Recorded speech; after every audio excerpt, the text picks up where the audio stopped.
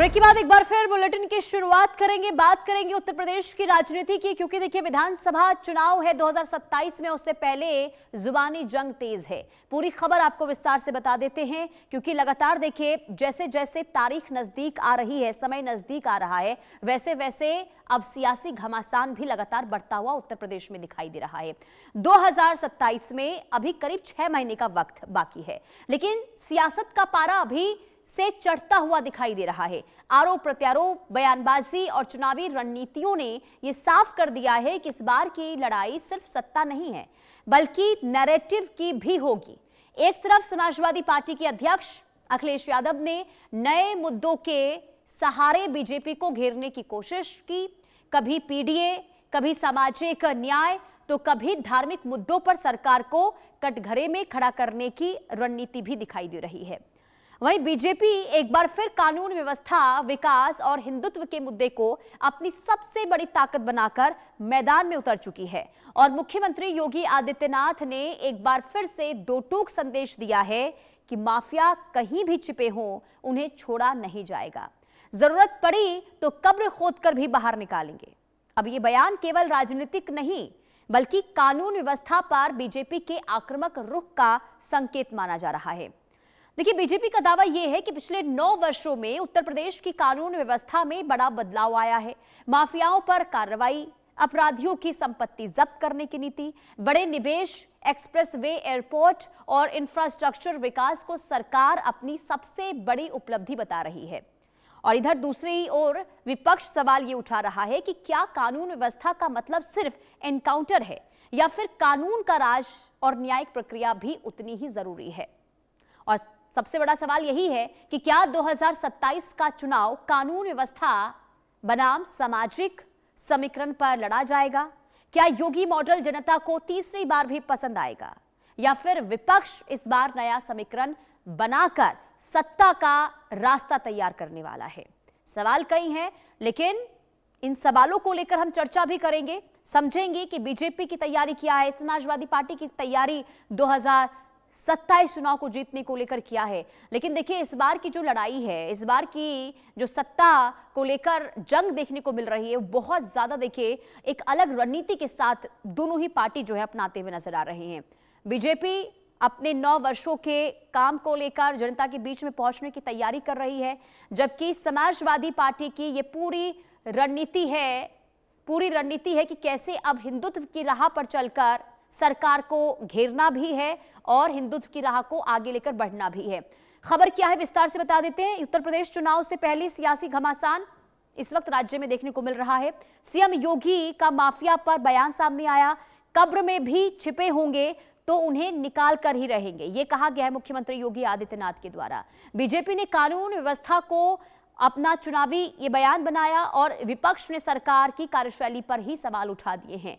कानून व्यवस्था बनाम सामाजिक समीकरण की जंग जो है वो अब इस वक्त देखने को मिल रही है। इसी के साथ ही आपको ये बता दें कि जो लगातार अब स्थिति उत्तर प्रदेश में देखने को मिल रही है, क्योंकि अब बयान जो है एक के बाद एक सामने आ रहे हैं। कभी हमने देखा कि कैसे हिंदुत्व को लेकर बयानबाजी शुरू हो जाती है, और अब कानून व्यवस्था को लेकर वार पलटवार का जो सिलसिला है वो शुरू हो चुका है। मुख्यमंत्री योगी आदित्यनाथ का माफियाओं को लेकर दिया गया बयान, जिसने सियासी घमासान शुरू कर दिया है, क्योंकि अब विपक्ष की ओर से यही कहा जा रहा है कि एनकाउंटर का मतलब ये नहीं है कि कानून व्यवस्था जो है उसमें सुधार हुआ है। लेकिन बीजेपी ये कह रही है कि हमने 9 वर्षों में कानून व्यवस्था को उत्तर प्रदेश में बेहतर किया है, और इन्हीं मुद्दों को लेकर बीजेपी जनता के बीच में जाना चाहती है। हमारे साथ समाजवादी पार्टी के प्रवक्ता जगदीश सिंह जुड़ चुके हैं। बहुत स्वागत है आपका जगदीश जी इंडिया न्यूज पर। क्या तैयारियां समाजवादी पार्टी की इस बार? समाजवादी पार्टी पूरी तरह से तैयार है और चुनाव के लिए हमारे नेता श्री अखिलेश यादव जी ने बहुत स्पष्ट कहा कि जब चाहे सरकार जब चाहे चुनाव करे। किसी ने उनसे पूछा था कि नवंबर में चुनाव है, तो उन्होंने कहा सितंबर में करवा लीजिए। तो हम लोग पूरी तरह से चुनाव के लिए तैयार हैं। और जिस तरह से भारतीय जनता पार्टी की सरकार नौजवानों के भविष्य के साथ खिलवाड़ किया गया, और जिस तरह से पेपर लीक हो रहे हैं, और नौजवानों की बेरोजगारी इतनी चरम सीमा पर पहुंची है। किसान को 1 किलो खाद नहीं मिल रही है, किसान हम्म। खाद के लिए अब बेहाल टहल रहा है, बीज मिल नहीं रहे, एमएसपी मिल नहीं रहा। भ्रष्टाचार इस कदर है कि जल जीवन मिशन के नाम पर उत्तर प्रदेश क्या पूरे देश को इस सरकार ने, सबसे बड़ा स्कैंडल है, दुनिया का सबसे बड़ा, हम्म।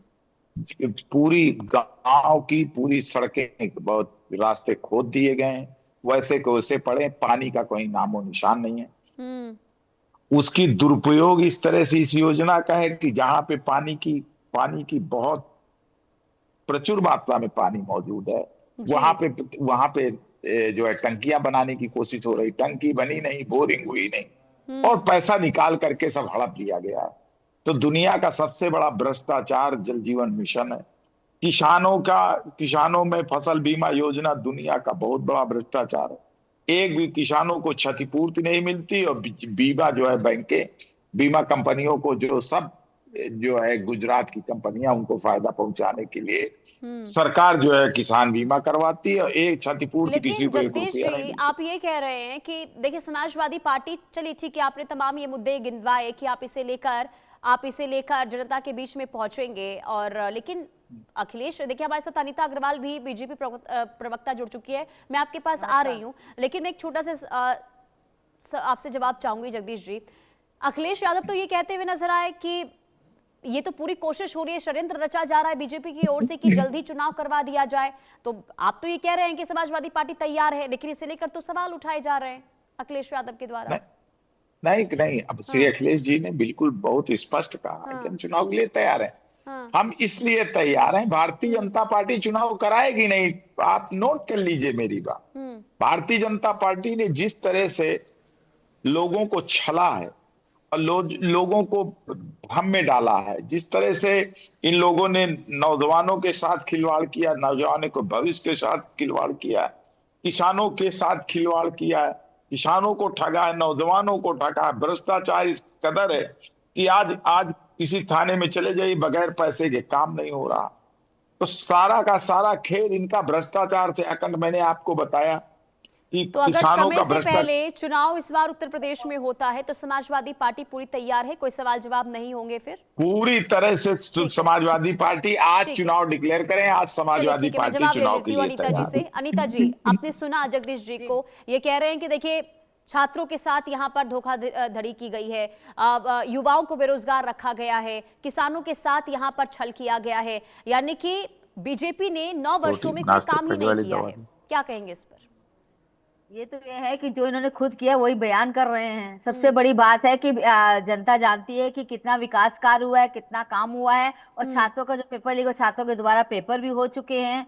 जब ये उसके बाद सबसे बड़ी बात है चुनाव के लिए देखिए, ये विपक्ष ही कहा करता है कि भारतीय जनता पार्टी हमेशा चुनाव मूड में रहती है, हमेशा कार्य करती है, तो इसलिए हम लोग को कुछ चुनाव की ऐसी दिक्कत है नहीं, कभी भी हो सकते हैं। लेकिन सबसे बड़ी दिक्कत इन लोग को इसलिए है क्योंकि इनका जो माफिया राज है ना, वो इनका ध्वस्त हो रहा है। सबसे बड़ी प्रॉब्लम इनको ये है कि इनका माफिया राज ध्वस्त हो रहा है। जितने भू माफिया हैं, जितने सब माफिया, सबको एकदम किनारे लगा दिया गया है। इसी वजह से ये लोग परेशान है, और कोई कारण नहीं है कि जो जिससे ये लोग अपने, जिनकी राजनीति थी, वो राजनीति इनकी चौपट हो चुकी है माफिया वर्ग की, इसीलिए परेशान है। बाकी जनता है, जनता जवाब देगी, जनता खुश है। योगी सरकार से जनता पूर्ण रूप से संतुष्ट है, इसमें कोई दो राय नहीं है। आप किसी से पूछ लीजिए, सब कहते हैं हमें बाबा की सरकार चाहिए। लेकिन कल मुख्यमंत्री योगी आदित्यनाथ ने जो बयान दिया है माफियाओं को लेकर, इसे लेकर तो सवाल तो उठाए जा रहे हैं कि एनकाउंटर का मतलब ये नहीं होता कि कानून व्यवस्था में सुधार हुआ है। इसे लेकर क्या कहेंगे आप? देखिए, इनकाउंटर का मतलब ये नहीं होता, लेकिन ये तो जरूर है कि कम से कम जो अवैध कब्जा कर लेते हैं, उनके कब्जों को हटाना चाहिए कि नहीं। आप बताइए, किसी के भी घर पे आप कब्जा कर लो, कुछ कर लो, जमीन को भी कब्जा कर लो, ये कौन सा तरीका है? मतलब आप एक समाज में सामाजिक प्राणी होकर समाज को जीने ही नहीं देना चाहते हैं। और इनकाउंटर तो तब किया जाता है जब वो प्रतिक्रिया करते हैं ऐसी भागने की, उसकी तब इनकाउंटर होता है। ऐसे तो है नहीं कि सदा इनकाउंटर। सबसे बड़ी बात है कि कानून व्यवस्था भी चल रही है, कानून व्यवस्था बिल्कुल दुरुस्त चल रही है, और माफिया को डर है या तो यूपी के या उत्तर प्रदेश से बाहर जाए या जेल के अंदर जाए। उत्तर प्रदेश के अंदर माफिया सामाजिक उसमें नहीं रहना चाहिए, ताकि समाज जो है आराम से चल सके, लोग अपने निर्भय होकर जीवन जी सके। पहले तो लड़कियां स्कूल नहीं जा पाती थी, स्कूल जाने में दिक्कत थी, लड़कियां शाम को बाहर नहीं निकल पाती थी, किसी का दुपट्टा खींचा जाता था, इन्हीं की सरकार में सीओ को जीप में बिठाकर घुमा दिया जाता था, इन्हीं की सरकार थी जो आतंकवादियों के पक्ष में मुकदमे किए जाते थे, इन्हीं की सरकार थी जब ऐसे काम होते तो आज कम से कम माफिया राज से छुट्टी मिली है। आज लड़कियां बेखौफ होकर निकलती हैं, उनको मालूम है कि कानून व्यवस्था है, तुरंत अगर कोई ऐसा हादसा होता है तुरंत एफआईआर होती है, तुरंत कार्रवाई होती है, इसमें कोई दो राय नहीं। मैं ये नहीं कहती हूँ कि बिल्कुल एकदम सब साफ हो गया है कि मतलब कोई भी अपराध नहीं है, अपराध है, मैं ये नहीं कहती नहीं, लेकिन काफी कुछ कम हो चुका है। लेकिन एक चीज है, तुरंत कार्रवाई होती है, माफिया पकड़े जाते हैं, गुंडेराज पकड़े जाते हैं, ये बहुत बड़ी उपलब्धि है। समाज में रह के निर्भयता का एक जो एहसास हो रहा है वो योगी सरकार में हो रहा है। ठीक है, हमारे साथ डॉक्टर रमेश ठाकुर वरिष्ठ पत्रकार भी जुड़ चुके हैं, बहुत स्वागत है आपका भी। लेकिन रमेश जी, इस बार आप उत्तर प्रदेश की राजनीति को किस दिशा में जाता हुआ देख रहे हैं?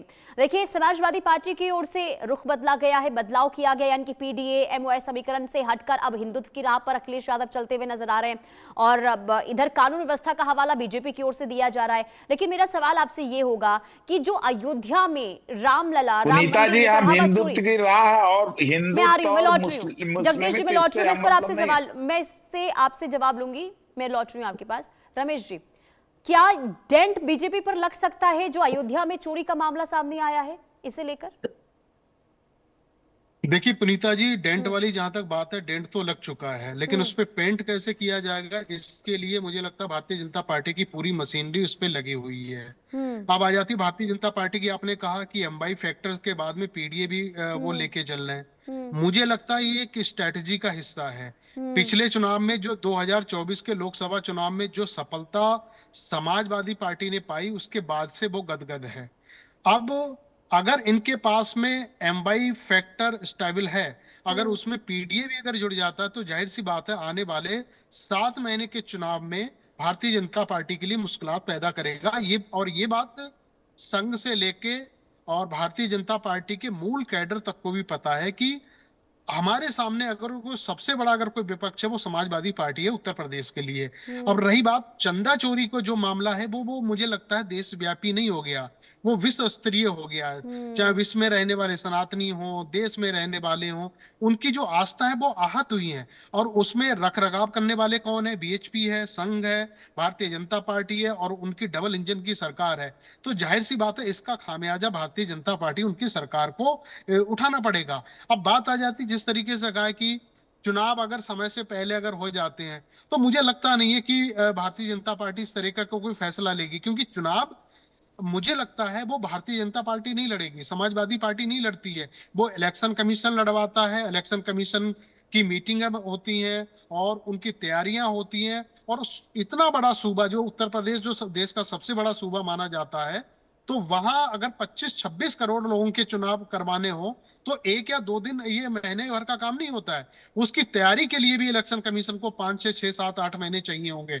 अब जुमा 7 महीने रह गए, इस बीच में इतनी जल्दी इलेक्शन कमीशन अभी ना कोई मीटिंग कर पाया है, ना कोई ब्लूप्रिंट बना पाया है, ना कुछ बना पाया है। और वो बात अलग है, अभी समाजवादी पार्टी के हमारे मित्र ने कहा कि अगर कल को चुनाव अगर हो जाए तो हम चुनाव के लिए तैयार हैं, और बिल्कुल सही कह रहे हैं। ये बात मुझे लगता है, जहां तक पूरे जितने भी दल हैं उनको ज्यादा कुछ करना की नहीं होता। भाई रैलियां शुरू कर देंगे, डोर टू डोर जाके वो कैंपेन शुरू कर देंगे, लेकिन सबसे ज्यादा करना किसको? सरकार को करना पड़ेगा, मशीनरी को करना पड़ेगा, इलेक्शन कमीशन को करना पड़ेगा। और जब इतने बड़े राज्य में जब चुनाव होता है, तो उसके लिए कर्मचारियों के लिए और मेन पावर के लिए वो सबको इकट्ठा करना पड़ेगा। तो उस लिहाज से मुझे लगता है अभी इलेक्शन कमीशन बहुत कमजोर है, और वैसे अभी उनकी तैयारी हुई नहीं है। जी ठीक है, ठीक है, अब बने रहिए हमारे साथ। जगदीश जी, अब देखिए, बीजेपी तो ये कह रही है कि जो अगर गलत तरीके से नियमों को ताक पर रखकर अगर निर्माण करवाए गए हैं, अगर उस पर बुलडोजर की कार्रवाई हो रही है, तो आखिर इससे विपक्ष को क्या आपत्ति हो रही है? मेरा सवाल पहला इसी से यही होगा आपसे कि आखिर अगर अनियमितताएं देखने को मिल रही है, अवैध निर्माण हो रहा है, अगर बुलडोजर कार्रवाई इस पर हो रही है, तो आखिर क्या दिक्कत है? होने दीजिए उस पर। और दूसरा मेरा सवाल ये होगा, जो मैंने आपसे पूछा था, जिसका जवाब आप दे रहे थे, कि आखिर ऐसा क्या हुआ कि एक अलग नैरेटिव अब समाजवादी पार्टी का देखने को मिल रहा है, हिंदुत्व की राह पर समाजवादी पार्टी चलती हुई नजर आ रही है, आखिर क्यों? देखिए पुनीता जी, हम हिंदू हैं इसको तो आप नहीं बदल देंगे। हम्म हमारी आस्था हिंदू, हमारे संस्कार, हम सनातनी हैं, इसको तो आप न बदल देगी, न भारतीय जनता पार्टी बदल देगी। ये हमारी आस्था का विषय है। समाजवादी पार्टी के नेता आदरणीय श्री अखिलेश यादव जी हिंदू हैं, ये भी तो आपको मालूम होना चाहिए, और उनकी आस्था है, उस परिवार की आस्था आपने, तो ये आस्था का प्रश्न है, और आस्था का जो है वो ये व्यक्तिगत आस्था चीज है। चुनाव के वक्त ही क्यों जागी? नहीं तो ये बताइए कि कब हमारी आस्था नहीं थी हिंदुत्व में? अखिल इससे पहले तो कभी अखिलेश यादव को नहीं देखा गया कि मंदिर और मंदिर हम कभी जाकर भी, सुन लीजिए प्रसाद खा पुनीता रहे, जी, मेरी प्रसाद पूरी बांट बात आने रहे। दीजिए। जब हम कभी जब भी अयोध्या अगर हम में मंदिर जब जाते हैं अयोध्या तो आपको में हिंदुत्व राम दिखाई मंदिर देता का है। उद्घाटन हुआ था, तब भी तो अखिलेश यादव वहां पर नहीं गए थे ना? आप 20 बार कह चुके, आप बड़ी पत्रकार हैं, आपको मालूम होना चाहिए अखिलेश जी ने 20 बार ये सफाई दे दी कि उनका संकल्प है, उनको लोगों ने, उनका संकल्प है कि पहले अपना मंदिर पूरा करेंगे, उसके बाद अन्य मंदिर में दर्शन करने जाएंगे। आप भी भारतीय जनता पार्टी की भाषा ना बोलें। उन्होंने मैं कई किसी की भाषा इंटरव्यू नहीं में बोल ये रही बात हूँ, कही। मैं हमारे वरिष्ठ किसी की पत्रकार भाषा बैठे हैं। कल हमने इसी टॉपिक पर डिबेट किया था हमने, और अब हमारे साथ समाजवादी पार्टी के प्रवक्ता भी जुड़े थे। मैंने उनसे ये सवाल किया था कि आखिर इतना बदलाव क्यों? क्योंकि आपको मुलायम सिंह यादव का वो बयान याद होगा जब अयोध्या में कार सेवक को लेकर उन्होंने बयान दिया था कि परिंदा भी पर नहीं मार पाएगा। राम गोपाल यादव का भी बयान सामने आया था, जो कल हमने सुनवाया भी था, वो दर्शकों को चलवाया भी था, जिसमें वो कहते हुए नजर आए कि हमें कोई फिक्र नहीं है कि मुलायम सिंह यादव को मौलाना कह दे या फिर हिंदू का वोट मिले ना मिले। तो आखिर अब अचानक से अगर ये तब्दीली देखने को मिलती है तो कोई ना कोई वजह तो होगी ना? क्या आपको इस बात का डर सता रहा है कि अगर हम बीजेपी के पिच पर बैटिंग नहीं करेंगे तो खामियाजा हो सकता है कि समाजवादी पार्टी को भुगतना पड़े? पुनीता जी, हम बीजेपी की पिच पे कभी, हम बीजेपी के सख्त विचारधारा के विरोधी हैं। बीजेपी के पिच पे कभी अब तक बैटिंग तो करने का बीजेपी को प्रश्न ही नहीं है। हिंदुत्व सुन की राह लीजिए, पर चलते हुए देखा गया है आप ना, बोलती समाजवादी रहेंगे कि पार्टी को हमारा तो कभी जवाब नहीं देखा सुनिए। गया। समाजवादी पार्टी ने हमेशा अरे एनवाई आप फैक्टर हमारा की बात जवाब की है, सुनेंगे कि इसके आप बाद बोलती पीडीए रहेंगी। लेकर समाजवादी पार्टी आई है। तो हमारा जवाब सुन लीजिए ना।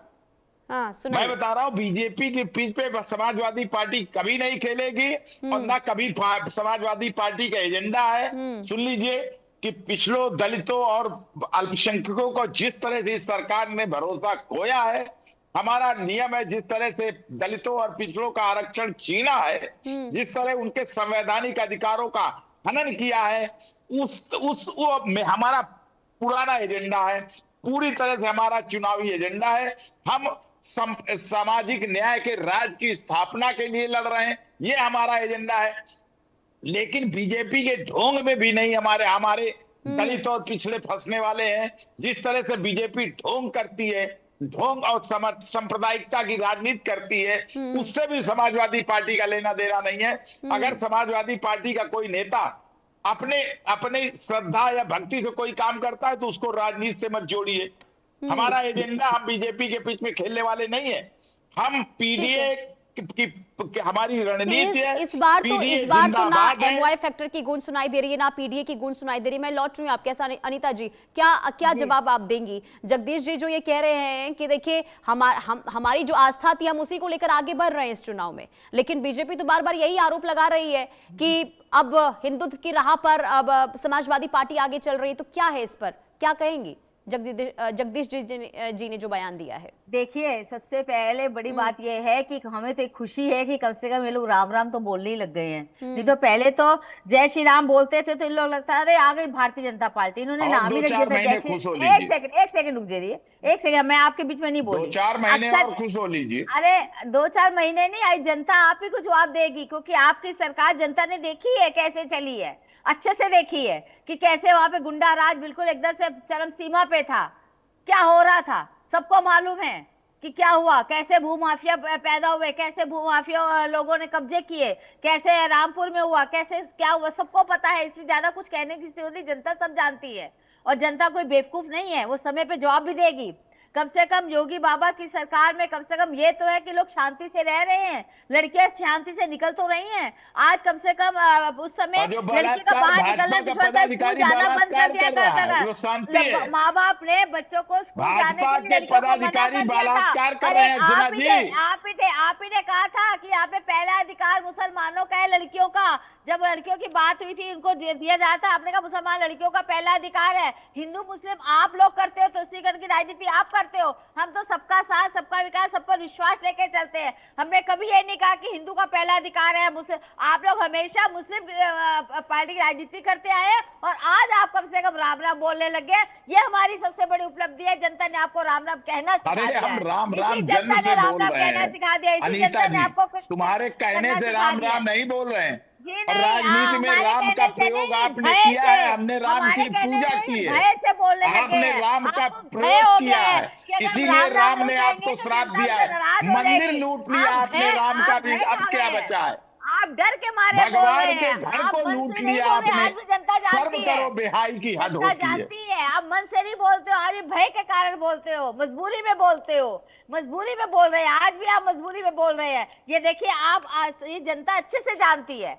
ये कम से कम भारतीय जनता पार्टी की बहुत बड़ी उपलब्धि है। हम तो इसको कहते हैं ये सरकार की उपलब्धि है। चाहे कांग्रेस की व्यक्ति हो, चाहे समाजवादी पार्टी के हो, सब वो राम राम बोलने लग गए हैं। सबको राम राम आ गया। आज सब राम जी के, नहीं तो यही थे राम कार्तिक है, राम जी है, मंदिर लूट रही हो। बाबरी मस्जिद को हम राम राम बोल रहे हैं, आप राम के मंदिर को लूट रही हो। गोली चलानी, कार से लूट लिया आपने राम के मंदिर को करना, ये सब आप ही लोग की देन है सर। आप ही लोग की देन है, किसी और की देन नहीं। जो कार सेवकों पे गोली चलाई गई थी किसी और, आप ही के। अरे उसमें जरा बोलो, जब राम के मंदिर को लूट लिया वो भी तो बताओ। लड़के हैं, गलतियां हो जाती है। ये आप ही के नेताओं की भाषा है, हमारी नहीं। कि लड़के हैं, गलतियां हो जाती है। लेकिन अनीता जी, हमें कहना नहीं चाहिए। लेकिन अनीता जी, आप ये मानेंगी ना, राम मंदिर चढ़ावा में जो धांधली हुई है, जो चोरी हुई है, ये आप मान रही है कि नहीं मान रही हैं? बिल्कुल हम मान रहे हैं। राम के मंदिर को लूट लिया बेशर्मी के साथ, उसके बाद भी कुछ नहीं बोलते। अगर उस बात को हम उठाते तो ये कहते हैं कि तुमने गोली चलाई है, तुम मुल्ला और मौलवा। अगर इनकी चोरी को हम उठाते हैं तो किसी को बख्शा नहीं जाएगा। और सब सामान सब मिला भी ऐसा नहीं है। कई सामान का तो नहीं, समाजवादी पार्टी, अखिलेश यादव का ही बयान सामने आया था अनीता जी। सब वहाँ पे था, ये सब कुछ मिला भी है। लेकिन ये है कि जो उसमें पाया जाएगा, दोषी पाया जाएगा, उस पर सख्त कार्रवाई होने की पूरा भरोसा पूरी की पूरी भाजपा और सब आरएसएस है, तो किसको बख्शोगे नहीं? सबको तो बचा रहे हो। और आज कमेटी ने इस्तीफा भी दे चुकी है। ये आपको मालूम होना चाहिए कि कार्रवाई पूरी हो रही है। नहीं, इसे संतोष नहीं है, इसे संतोष नहीं है विपक्षी दल। अनीता जी, वो कह रहे हैं हमें विपक्षी दल को संतुष्ट नहीं करना, जनता को संतुष्ट करना। एसआईटी सही से काम नहीं कर रही है। अरे विपक्ष को हमें संतुष्ट करना ही नहीं, उसको तो करना चाहते हैं। हमें जनता को संतुष्ट करना है। जनता संतुष्ट है हमसे, वो आपको समझ आएगा, पता चल जाएगा। जनता हमसे संतुष्ट है, हम पूरी कार्रवाई कर रहे हैं। बाबा पे पूरा रमेश ठाकुर जी, रमेश ठाकुर जी पे भरोसा। रमेश ठाकुर जी, एक छोटा सा मैं आपसे सवाल करना चाहूंगी। अगर मान लीजिए कि अभी समय से पहले अगर चुनाव हो जाते हैं, तो ग्राउंड जीरो पर अभी क्या स्थिति है समाजवादी पार्टी की और बीजेपी की? रमेश जी, क्या आपको आवाज मिल रही है? ठीक है। अनीता जी, देखिए, पहला सवाल तो मेरा यही, जो आप बार बार ये कह रही हैं कि माफियाओं पर कार्रवाई हुई है, उत्तर प्रदेश में अब लोग शांति से रह रहे हैं, बदलाव यहां पर हुआ है, लेकिन विपक्षी दल बार बार ये कह रहे हैं कि एनकाउंटर सिर्फ यहां पर जातिवाद देखकर हो रहा है। दूसरा, ये एसआईटी यानी कि राम मंदिर में चढ़ावा चोरी का जो ये पूरा मामला है, इसमें एसआईटी सही तरीके से काम नहीं कर रही है, और जो कुछ रसूखदार लोग हैं, जो बड़े लोग हैं, उन्हें यहां पर बचाने की सीधे तौर पर कोशिश, ये समाजवादी पार्टी विपक्षी दल आरोप लगातार लगा रहे हैं। ऐसा कुछ नहीं है। एसआईटी पूरा काम कर रही है, जनता को पूरा भरोसा है उस पर। ये कहना गलत है कि एसआईटी काम नहीं कर रही है। पूरा काम कर रही है और काफी चीजें आई भी हैं, मिली भी हैं। ये लोग, ये भी विपक्ष तो ये भी आरोप लगा रहा है कि वहाँ बड़ा हार गैब है, कागुसंडी की मूर्ति गैब है, जबकि सब कुछ वहीं रखा है, दिखाया गया है। लेकिन सबसे बड़ा इनके आरोपों पे नहीं जाना, जो सत्य है उस पर जाएंगे। हाँ, उस पर जरूर जो धांधली हुई है उसको पकड़ा जा रहा है, उस पर कार्रवाई हो रही है। कमेटी ने अपना इस्तीफा दे दिया है और ठीक है, बाबा जगदीश ने जी। कहा भी है, हमारे योगी बाबा ने जगदीश जी। कहा भी है कि कोई भी है उसको छोड़ेंगे नहीं, बख्शेंगे नहीं। एक छोटा सा जवाब दीजिएगा, क्या आप मानते हैं उत्तर प्रदेश में कानून व्यवस्था बेहतर हुई है पहले के मुकाबले? पुनीता जी, कानून व्यवस्था नाम की उत्तर प्रदेश में कोई चीज नहीं बची है। आज भारतीय जनता पार्टी का कानून व्यवस्था पदाधिकारी तब हमारे बची थी यहाँ जब है। सीओ को जीप में डाल के घुमाया जाता था, जीप के ऊपर चलिए बैठ ठीक है, बहुत जाके शुक्रिया, आप CEO को दोनों का घुमाया समय फिलहाल जाता इतने की इजाजत देता है। बहुत शुक्रिया आप दोनों का इंडिया न्यूज के साथ जुड़ने के लिए। रुकते हैं एक छोटे से ब्रेक के लिए, देखते रहिए इंडिया न्यूज। एक बात समझ लीजिए, न